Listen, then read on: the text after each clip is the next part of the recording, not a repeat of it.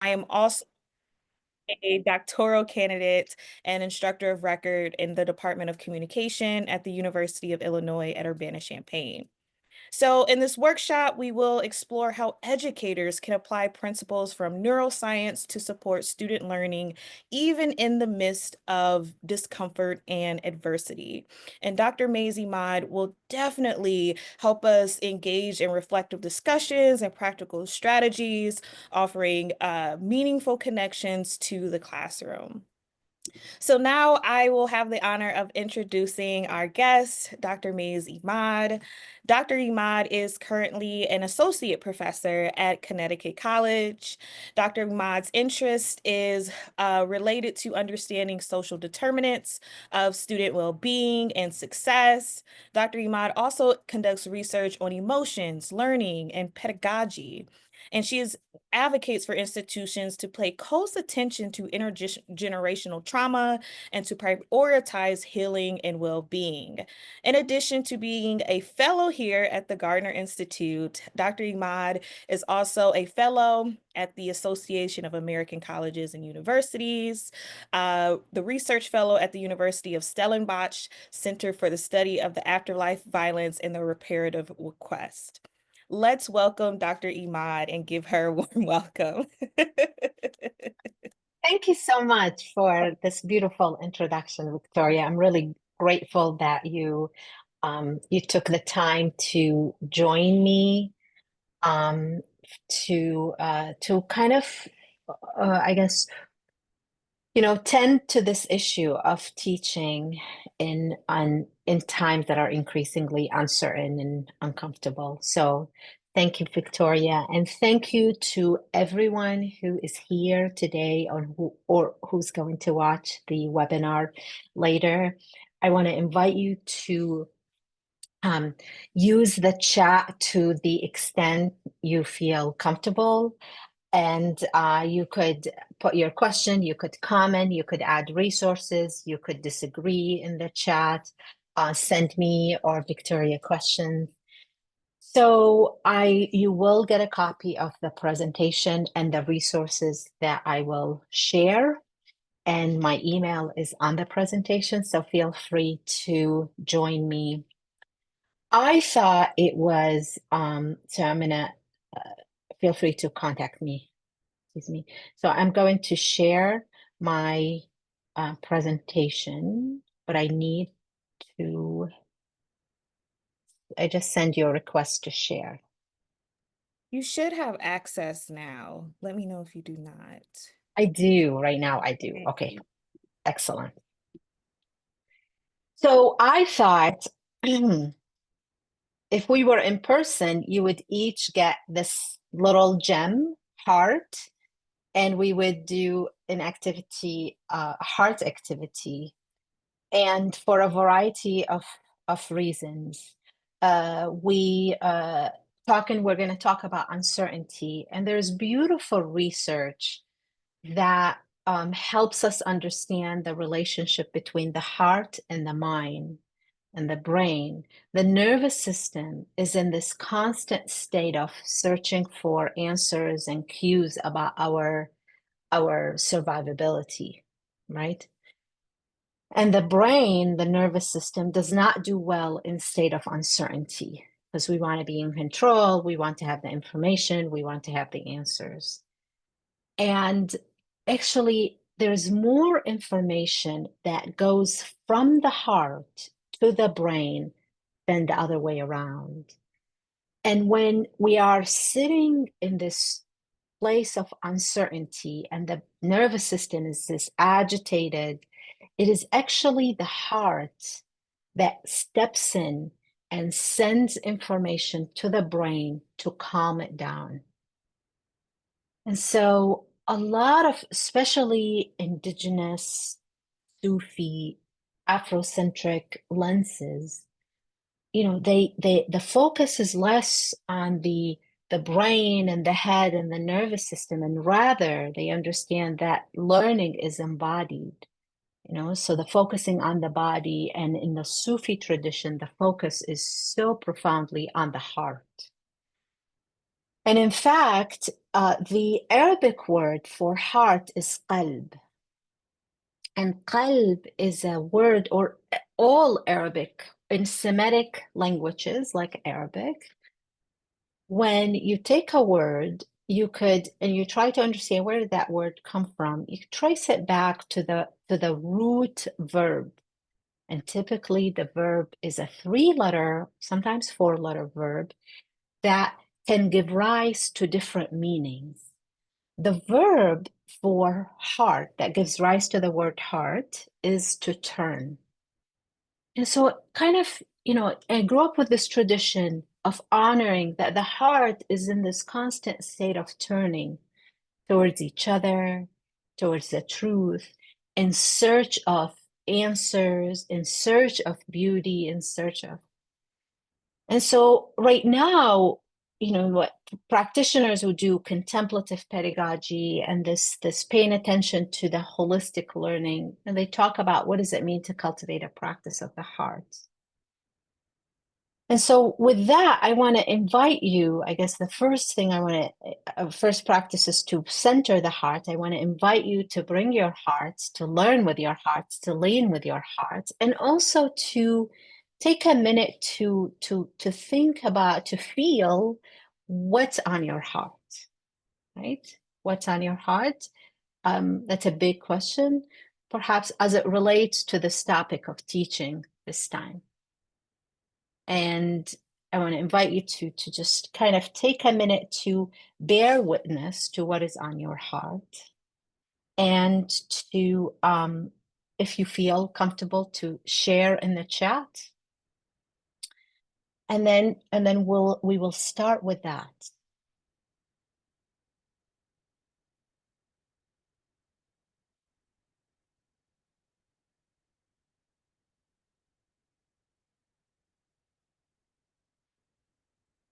So I see fear, faith, confusion,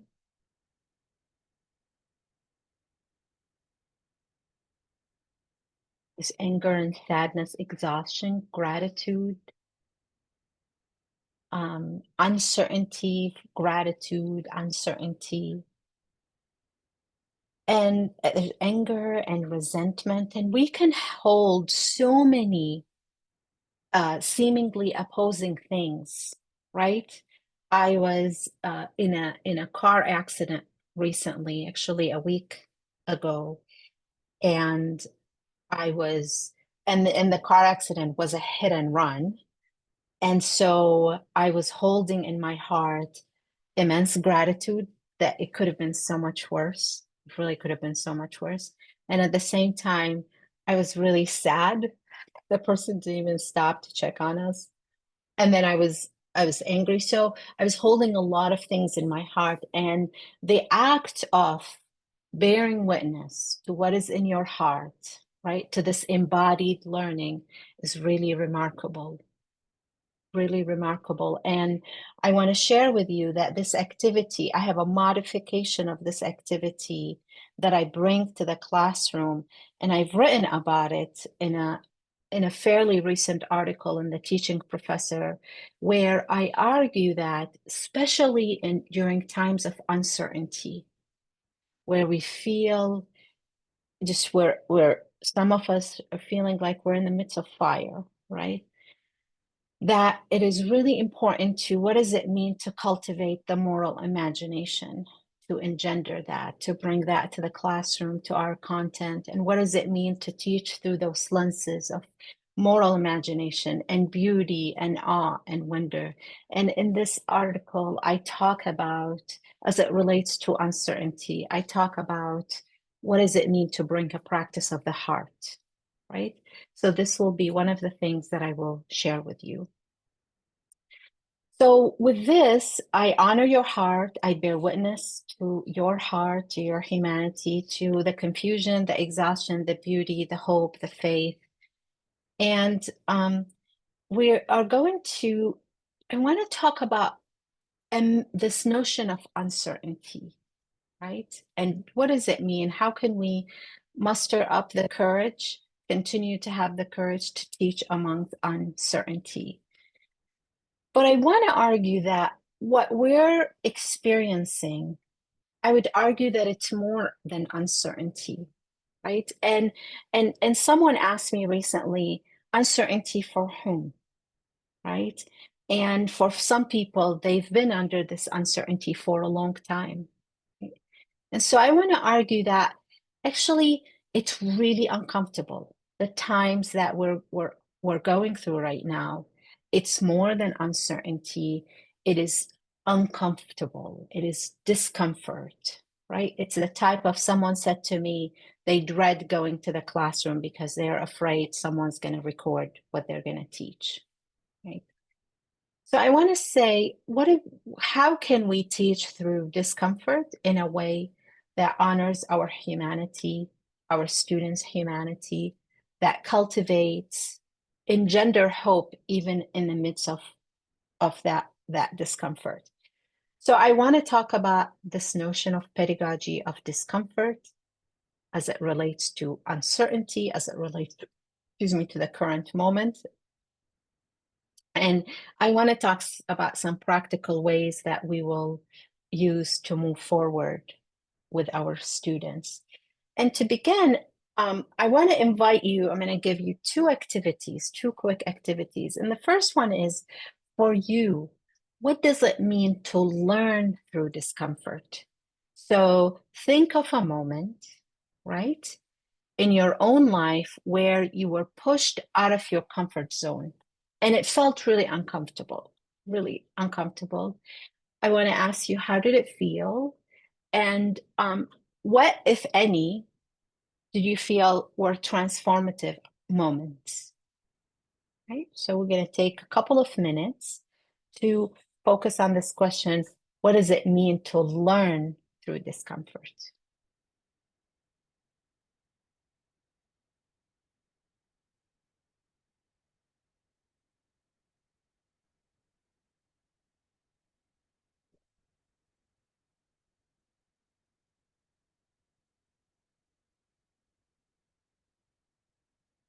And if you feel comfortable, when you're ready, you could answer, you could put your answer into the chat. What does it mean for you to feel, what does it feel? What does it feel to learn through discomfort?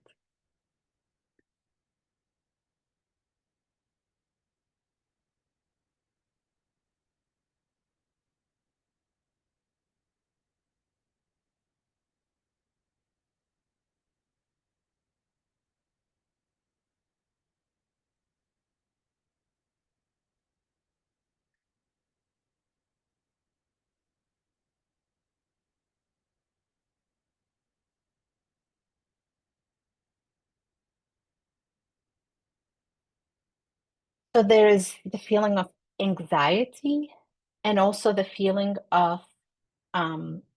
the feeling of what I would call trust, trust with trusting the process, trusting the instructor. There's a feeling of empowerment, exhilaration, um, hard, just the feeling of being challenged. Um, they're amazing. I want to encourage you to read the chat and actually, Victoria, maybe you can help me if I miss anything from the chat. Yes, Um, absolutely. so I see another accomplishment. I see anxiety. Uh, I also see over, possibility and opportunity. yeah, possibility and opportunity,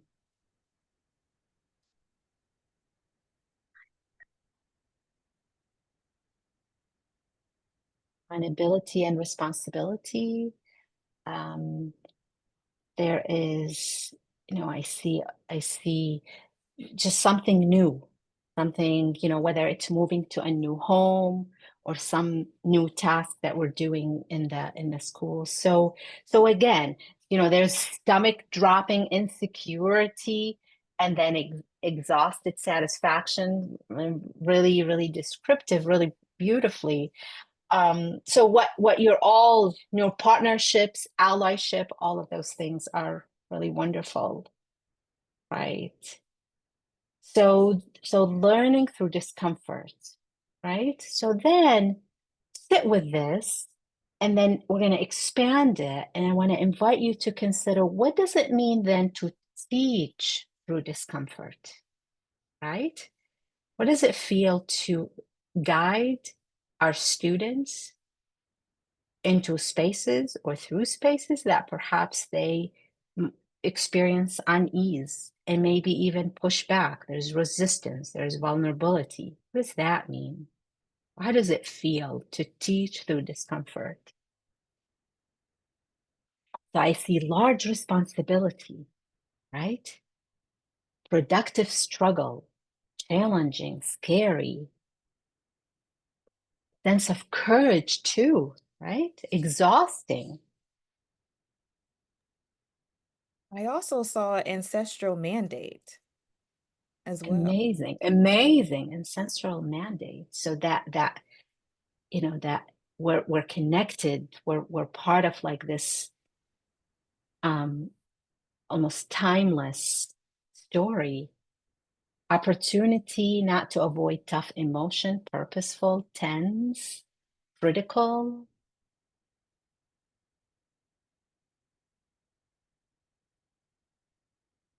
So I want to argue that, as many of you beautifully, all of you beautifully shared in the chat right here, that there's both the exhaustion, the exhilaration, the courage, the dread, right?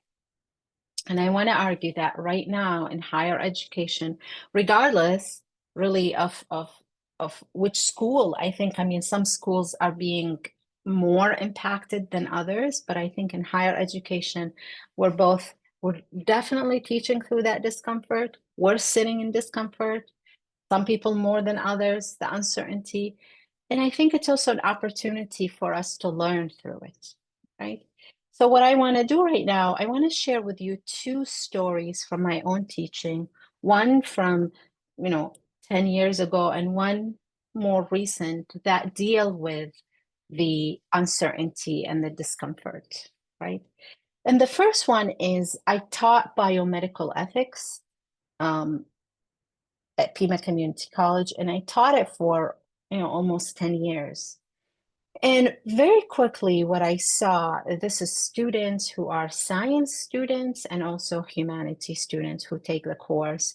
And what I guess realized fairly quickly is that students come in, and we learn about the ethical principles, we learn about ethical dilemmas, and then they have to do a research project, they have to do fepresentation and then a paper.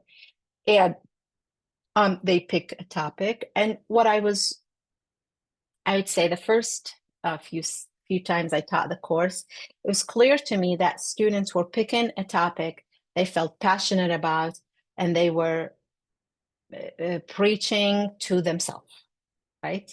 There was no tension. I don't believe in abortion. I'm going to argue against abortion.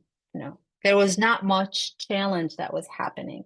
So I decided to do things differently, where students come in, we learn ethical principles, dilemmas, etc. We have few case studies. They give me a topic and a thesis, and then what I do is I switch the thesis, right?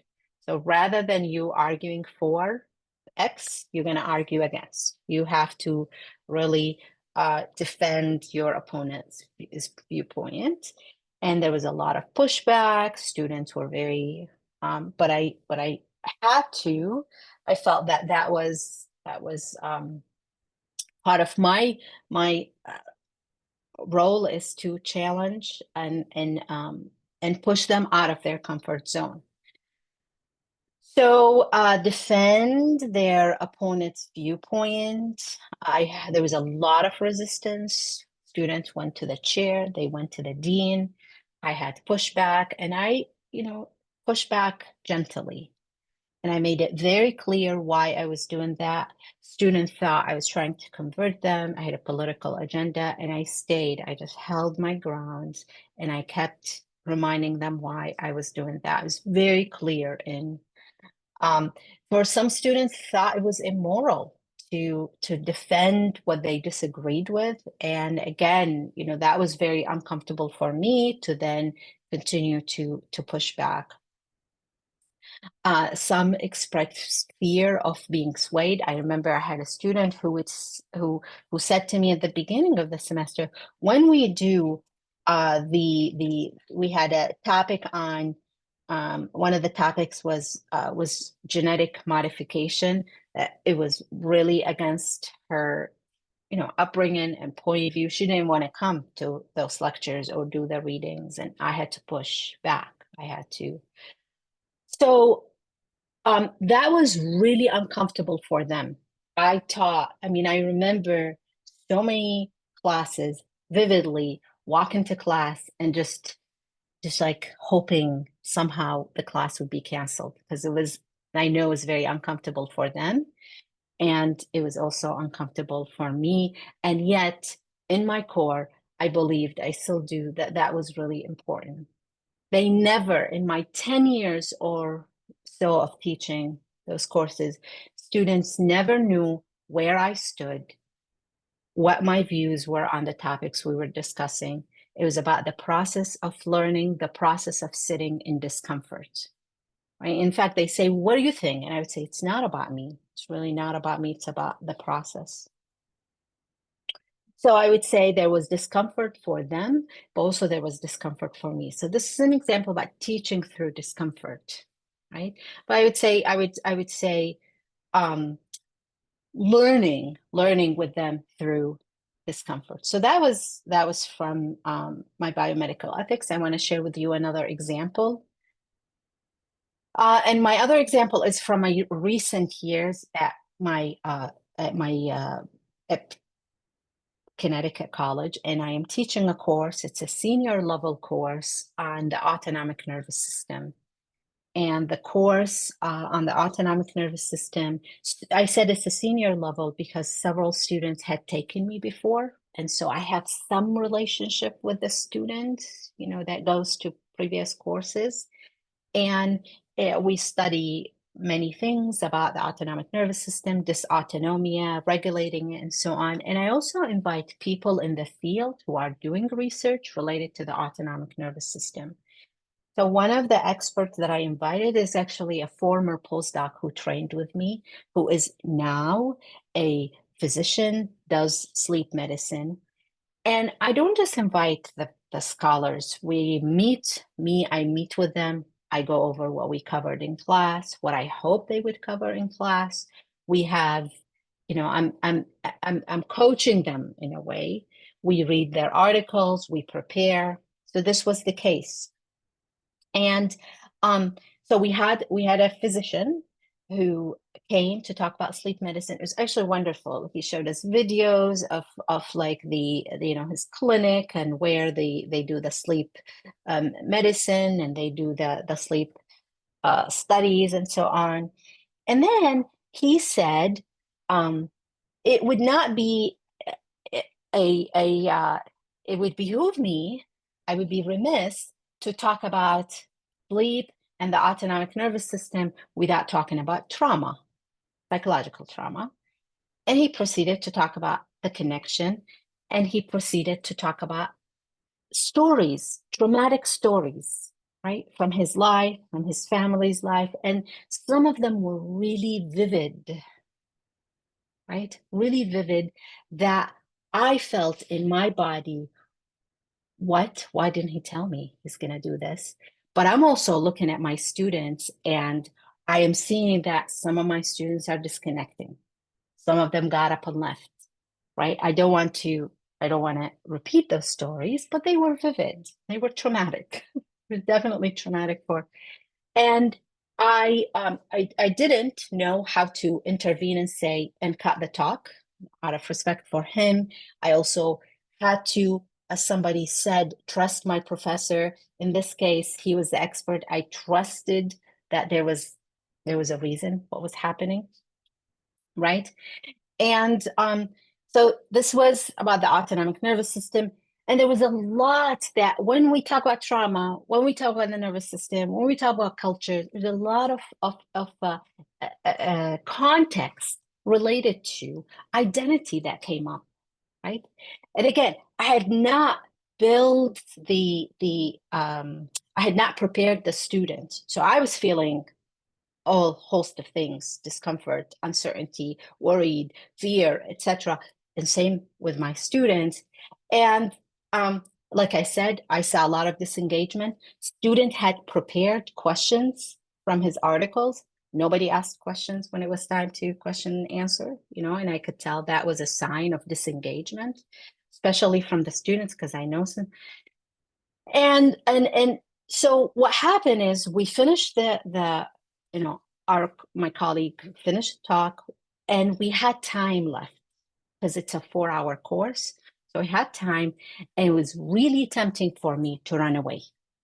In fact, I was like, I want to deal any, but I knew that if I said, okay, class is over, let's go home, that I would have to wait one more week before I start working with the messiness of what just happened, right? My body, my nervous system wanted to run and say, I can't believe he did this. But I know that, I gave a break and I said, we're going to come back. And I went to my office. And in my office, I was just trying to move away from this blame. And what does it mean to walk through that discomfort, right? Tempting to bypass the process. So, what I leaned in on is this notion of co-regulation. And I'm going to talk a little bit about the nervous system. What I leaned in on is I know my nervous system was not regulated, right? I know the student's nervous system, at least most of them. I know them, I can read their body language and so on, was not regulated. And I thought, but I also know that we have a history as a class. And with some of them, I know I have a history that extends beyond this class. I also know that a dysregulated nervous system, mine, can't just automatically regulate itself, but in company with others and talking and bringing the context and helping demystifies and bring in transparency. Those are all words that are important that I'm going to talk about how they relate to the nervous. We can co-regulate. So I'm back to the classroom, and I said, actually, before I could say anything, one of the students said, "Are you mad at us?" And immediately, I'm so glad that, that was because if we didn't address it, then some of the students will sit and our nervous system has a bias towards the negative. We'll say, oh, she's mad at us. We didn't ask the questions that we prepared and so on. So I addressed that. And then I said, are you mad at me? And so we brought some and one of the students said, well, that was not trauma informed, because it wasn't. And we laughed, and then we started dissecting it. So what happened? You know, what happened? And then we tried to move the discomfortable, the stories. And I said, well, what was he trying to get at? What principle was he trying to get at before or after he told the story? Right. So I could tell you, why am I telling these stories? In both cases, it requires courage that I didn't think I have. And in the moment, I would not tell you, oh, I have the courage to do this. I mean, I didn't, right? It also requires impeccable transparency with the self and with the students.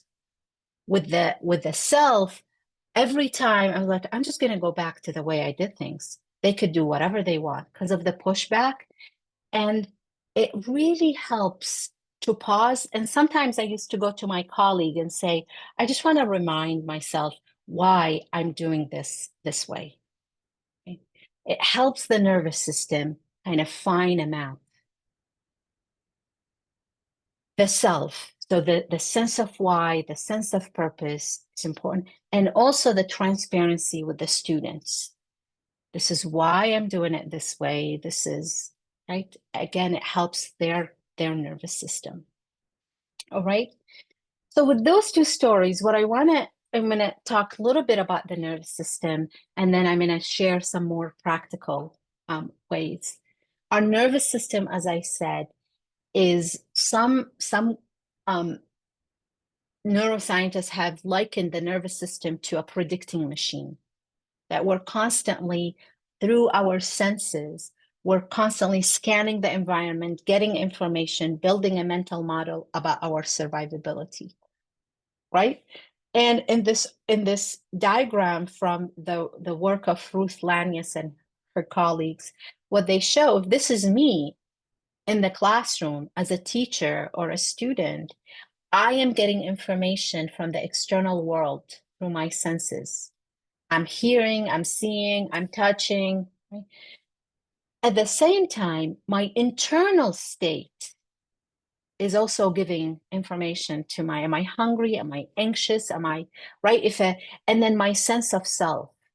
So if I am a student in the classroom that feels nobody sees me, professor doesn't know my name, doesn't care to know my name, I have a story that when the information, whether it is about sleep medicine or whether it's about ethics and so on, become impacted because of that story, right?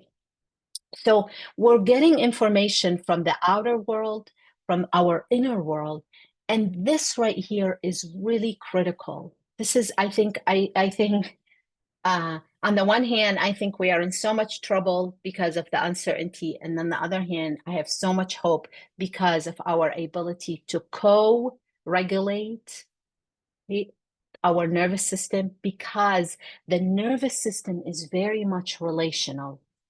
In other words, when I walk into a room and I look and I see people I know or people I don't know, but they're smiling, these sends cues to my nervous system through my vagus nerve that safe, that's safe, right? And we're doing this a lot of times. Actually, we do this subconsciously. It's not like I walk in and I say, let me scan the room. No, no, no. My body, my nervous system is doing all that work and is making those decisions before I'm even consciously aware of it, right?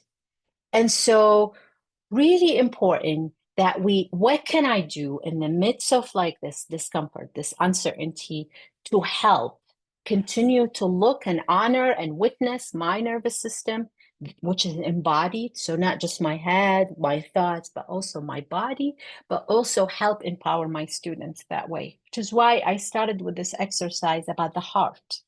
Okay. So we're relational, that the brain is very much developing to connect with each other. I used to do experiments in the class to help students see how the brain connects. We'd have a cell in a petri dish, give it lots of love and nutrition and oxygen and so on. It starts forming connection. We look under the scope. And then one that is not getting the proper, and it atrophies. If we don't make connections, we can't make meaning. We can't answer the question of survivability. So really important.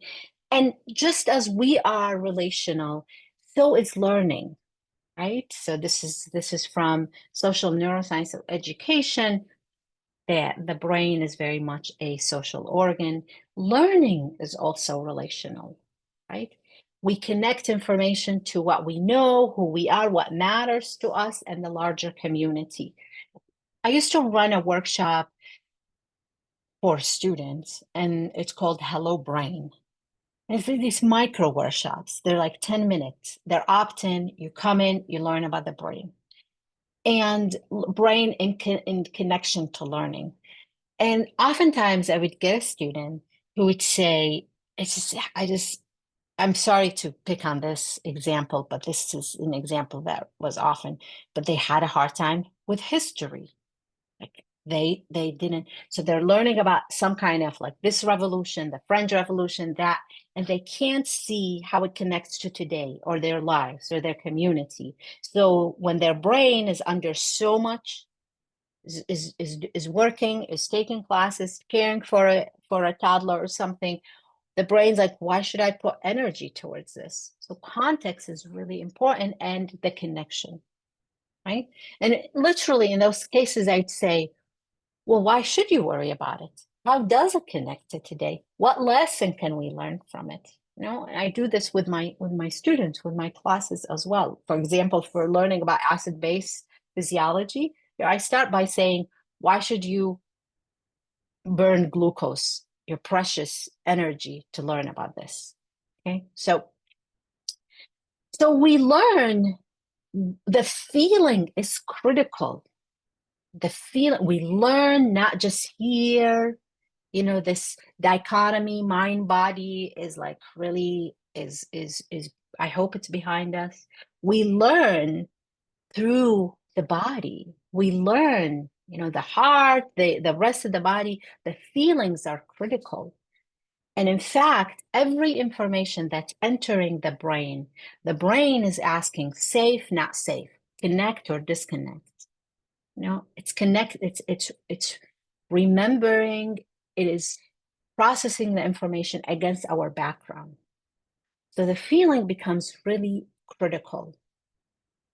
Now imagine, for example, if I made the students in my ethics class do those activities that I didn't come up with them.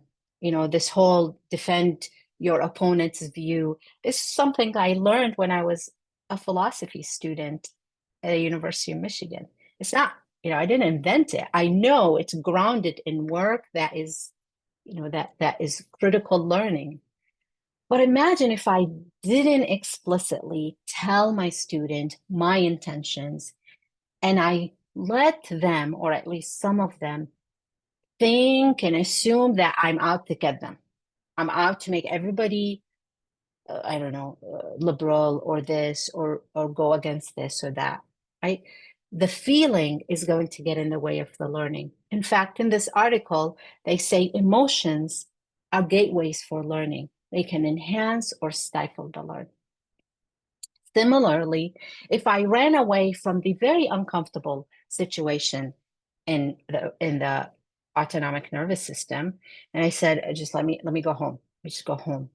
Then I would have given them a week to sit and wonder, is she mad at us? We didn't ask any of the questions we prepared, right? Or even worse, they would have said, she researches trauma. She lied to us. She brought somebody to talk about trauma. She didn't prepare us, right? So the context is really, really important. What this diagram shows, and I typically do this workshop over several days, where we talk about this notion of mind, brain, and education.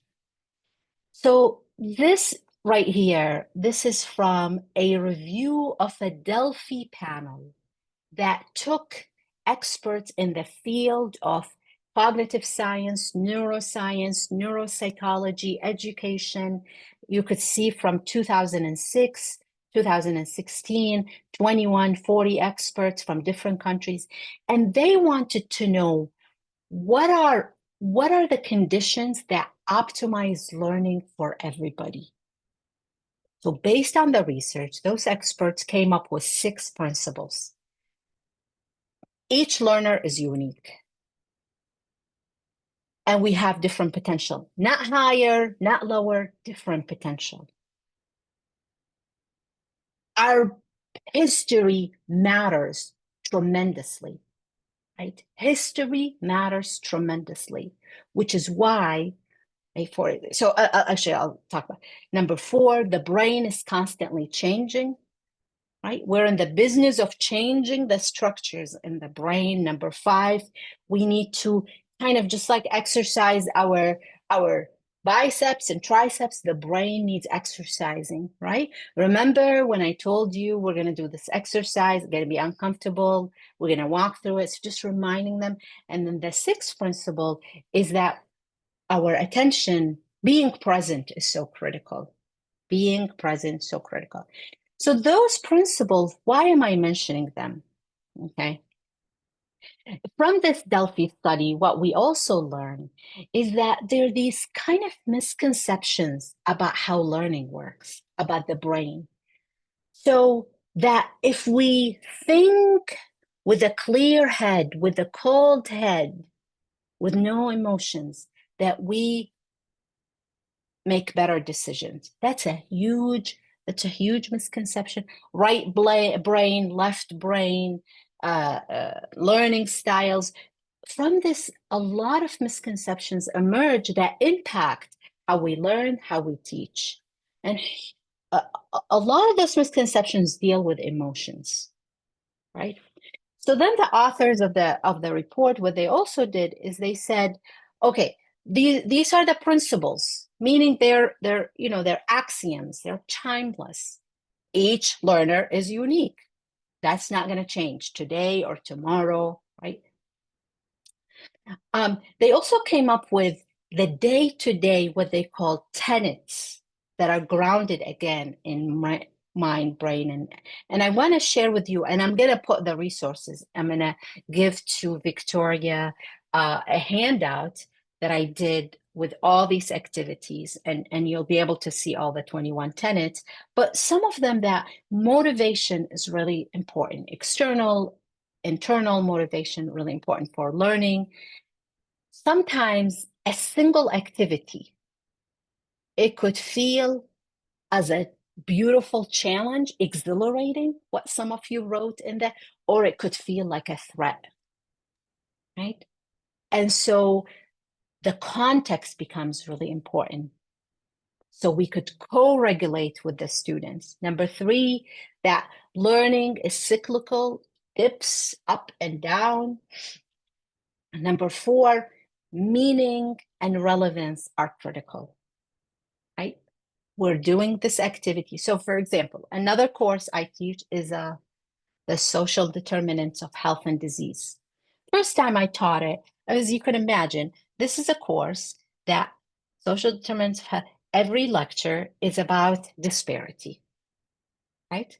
We look at cardiovascular diseases, we look at diabetes, we look at sleep medicine, we can look at all these things, and we look at the data, and the data is devastating. Okay. And so you can't do this study without looking at socioeconomic, geopolitical, etc. So what I was doing the first time I taught it was present the science, the physiology, present the data, and then leave. Have the students read and so on, and then leave. But what was happening, and I was reading it from my student evaluation, is students were feeling stuck. Again, when the brain doesn't have information, our default is what? Negativity bias. Okay, so I'm going to say, oh, the professor, is against me. Oh, the professor thinks that. Oh, I think that. I mean, we do that with the students, right? So from reading student evaluation, I recognize that, okay, I was actually like doing disservice, right? By not putting in better context. So I started changing. I started talking about the neuroscience of trigger. What makes us feel triggered? How do we get triggered? What's happening? What do we do about it? Right? I started talking about the negativity bias. If you don't have the information, ask me, etc. I started talking about this notion. Why does the nervous system tend to, when we don't have information, especially, tend to like go to shame and guilt and feeling all these things. So I restructure where there's a lot more transparency. There's a lot more, many more opportunities for pausing to say, we're going to read this article as X, Y, and Z. From my previous classes, some students may feel X, Y, and Z. This is what I encourage you to do. Come see me, so on. Okay. All right. So I want to say, so we're almost an end, and I want to see what, I want to hear from you. So pedagogy of discomfort is a term coined by Megan Bowler, who talks about it's not just being uncomfortable, right? She says two things: the invitation to inquiry, curiosity, right?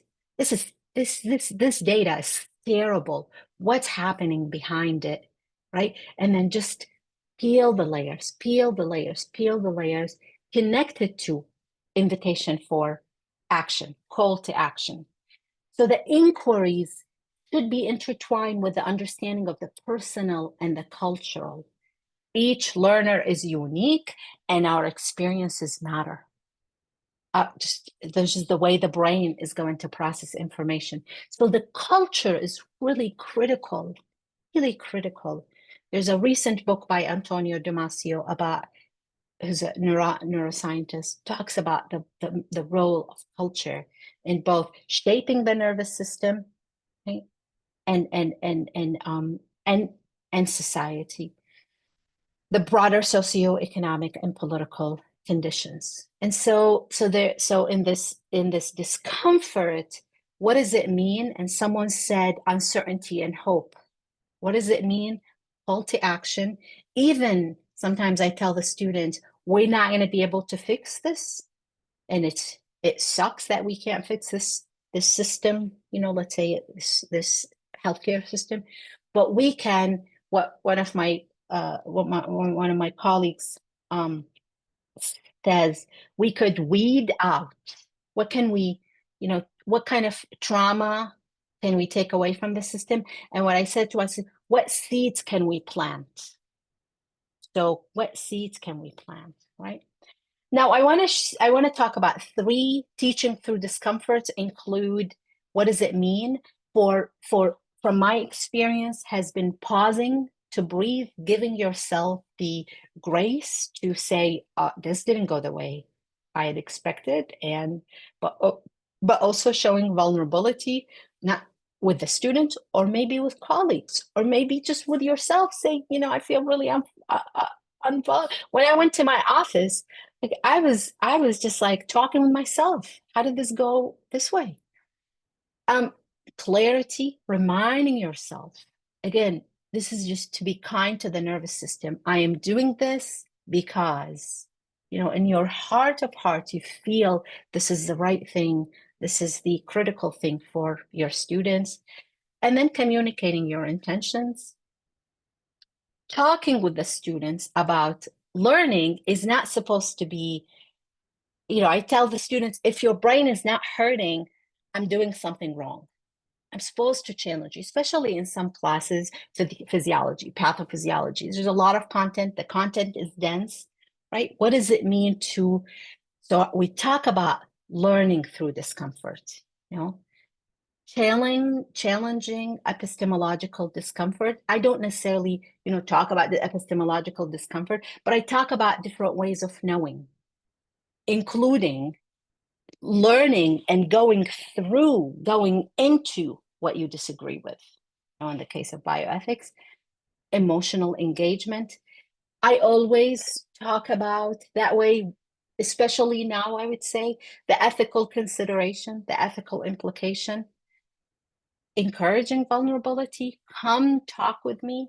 So the student who said, I'm scared that I'm going to be swayed, it was a student that came to the classroom and saying, I don't, I'm preparing for this presentation, and I'm feeling like I'm agreeing now with them, and I'm scared. It's just vulnerability. And also the working with helping students understand that sometimes we're going to sit in contradictions and sit in discomfort, the ambiguity. So I'll end with this slide. What does it mean to embrace uncertainty? Or maybe embracing uncertainty is not going to sit well with you, but what does it mean to bear witness to it, right?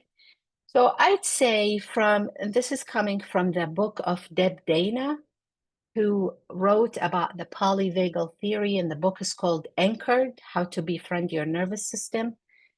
And she talks about the 3 C's, and I would say I add a 4th C to it. That whatever we do, discomfort or comfortable, that understanding the context and helping the student understand the context is critical. It is for the nervous system not to default to the negativity bias. I get an email from my chair, and the email says, we need to talk. I think I'm in trouble if it doesn't have, right? For example, choice. So So when the brain feels stuck, it feels that its autonomy is taken away. We don't have a choice. So what are some of the things, especially when we're teaching through discomfort, when there's like uncertainty, to help students have options? So when I came back to the class and I said, let's take a break, come back, I gave the student the choice. What do you want to talk about?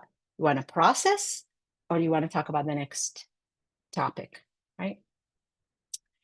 And connection to the material, to the community, to their, to help provide emotional and physiological stability.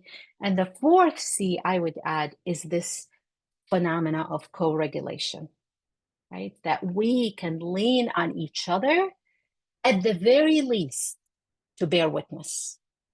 Okay. And with that, like I said, this is like a much longer workshop, but I just wanted to give you just some bits and pieces. I've written about this activity that I will also share. Embracing uncertainty, what is context, choice, and connections.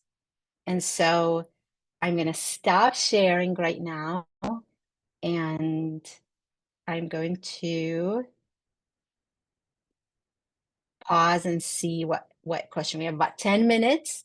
And you're also going to have my email. So if you have additional questions, feel free to. So, Wonderful. Thank you so much, Dr. Imad, for sharing your expertise, your time, and for helping us process teaching uncertainty and hope during these times. So now we will transition to our Q&A.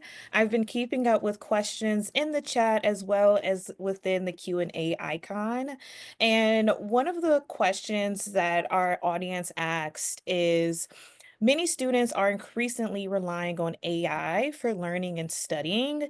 Do you think AI might be influencing or biasing their perspectives?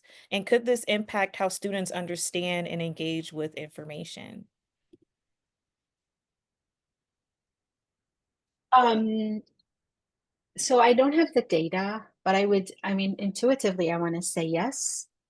And it depends on what they're asking, right?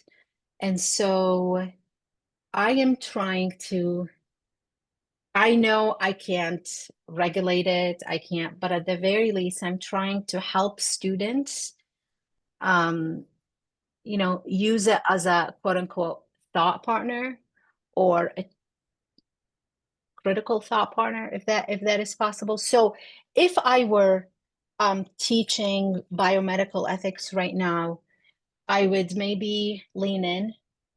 Oh, it's so hard, but lean in to try to use AI as a co-facilitator in this because it was very difficult. I have a student who's been sheltered, who all their lives they believed one thing, and then they come to my class and I drop it on them that they have to now argue against their just inherent view, and some of them didn't feel comfortable to come with me and workshop it.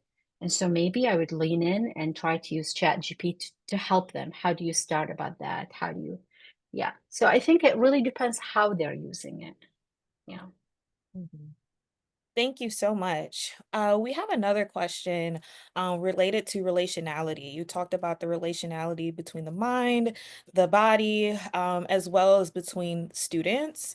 And one person had a question regarding the relationship between vulnerability with their colleagues, centering their positionality as a woman of color and junior faculty. How can Mhm. someone manage that vulnerability, or how can colleagues engage in that empathetic space?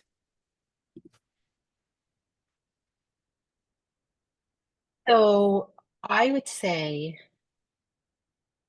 um, I mean, when I go or show vulnerability, I've learned before I would just, show with everyone or anybody. And I've learned that some people are not capable of holding that space. They're not capable now. Maybe they're not ready now. Maybe they don't know how.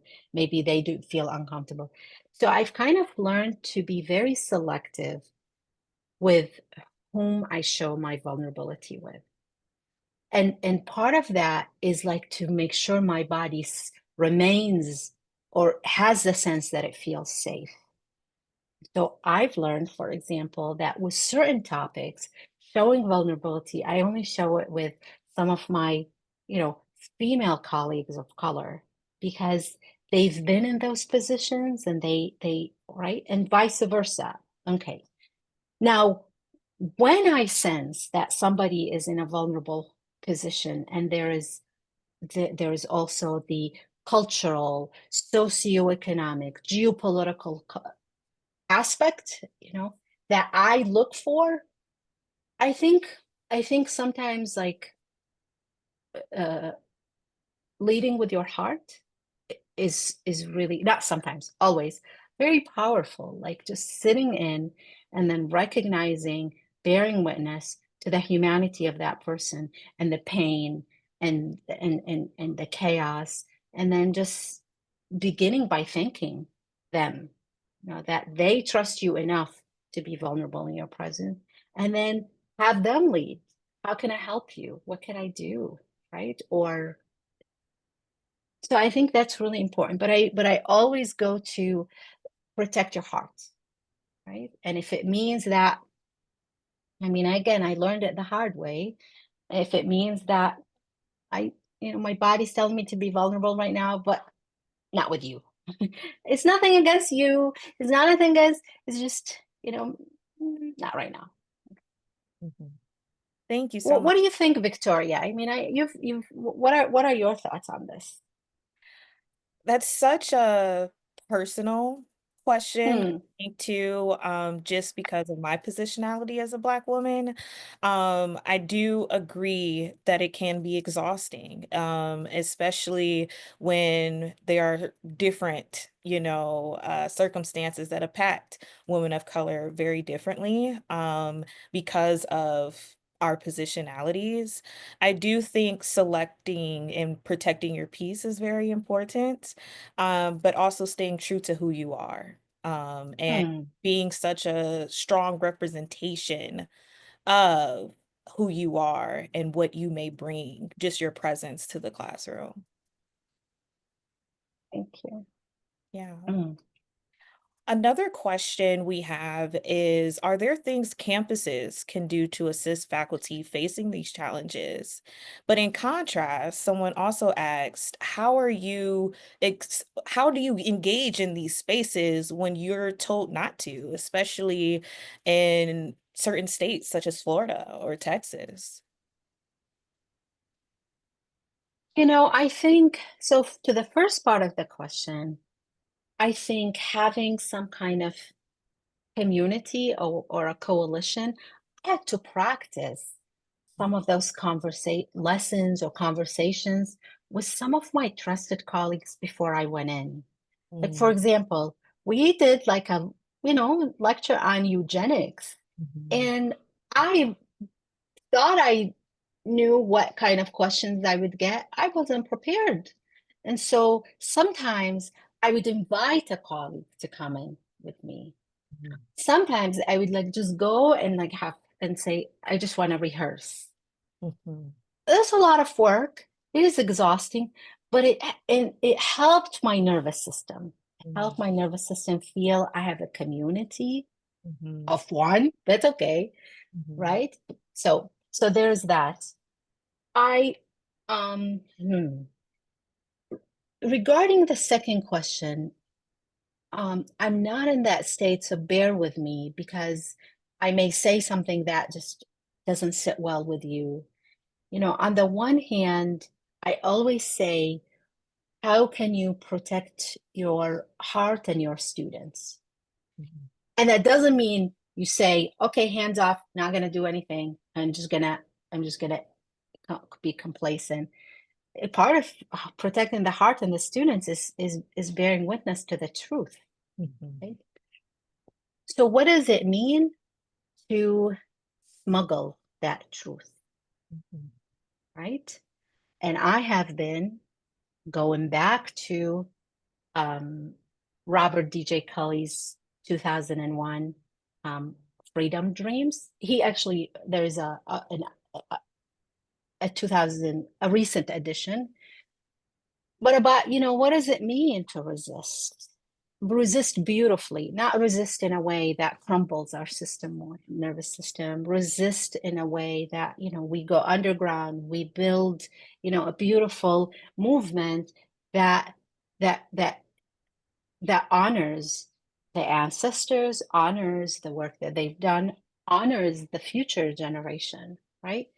So how do I channel my, like in my heart of heart, like this is like I cannot not do it. How do I do that in a way that I don't become bedridden because of just the resistance? So resist beautifully. Like I'm gonna use this term, like, and maybe it may land wrong for some, but like magically, what does that mean? We don't do it alone, Mhm. right? We do it in community, we do it underground, we do it, um, yeah. Mhm. Absolutely. I think that is such a great answer. I added a few things to the chat. The Uses of Anger by Audre Lorde, reiterating how you mentioned history can inform our present and our future. Mm, Just resist creatively, magically. I think all of that is so important and great additions to your presentation. We are a little over time, but thank you all so much, especially thank you, Dr. Imad. This was such a great webinar, and thank you all who participated, answered questions in the chat, embodied these emotions, as well as just thinking through this process. So we truly appreciate you all. We will share materials after the webinar as well as the recording, and we will also share Dr. Imad's email address so that you all can reach out to her. Thank you all so much, and we hope to see thank you you so again. much. Have a Victoria, great thank you one. so much. Oh, of course, anytime. Thank you all. We'll see you next time.